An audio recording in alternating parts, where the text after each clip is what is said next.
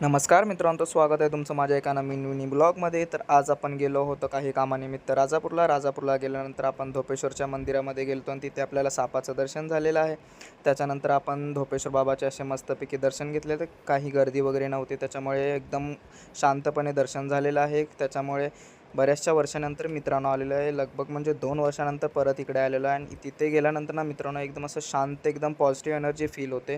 त्याच्यानंतर आजूबाजूचा निसर्ग जसाच होता तसाच आहे. थोडंसं इथे म्हणजे नवीन अजून तो म्हणजे कलर काम वगैरे केलेलं आहे आणि अजून बऱ्याचशा गोष्टी काही म्हणजे नवीन ॲड इथे झालेले आहेत.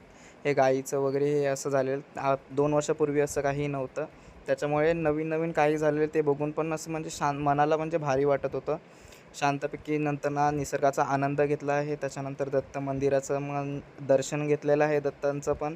त्याच्यानंतर काळभैरवाचं तिथे आहे मंदिर, त्याचं पण दर्शन घेतलेलं आहे. त्याच्यानंतर आपण पुढे आलेलो आहे. नंतर जाताना आपल्याला गणेशाचं आपल्याला दर्शन घ्यायचं होतं, पण ते काही झालं नाही. त्याच्यानंतर यात पण जाता घेतलेलं आहे गणपतीचं दर्शन. आणि आजचा ब्लॉग आवडला असेल तर लाईक करा, शेअर करा, सबस्क्राईब आणि भेटूया एका नवीन ब्लॉगमध्ये.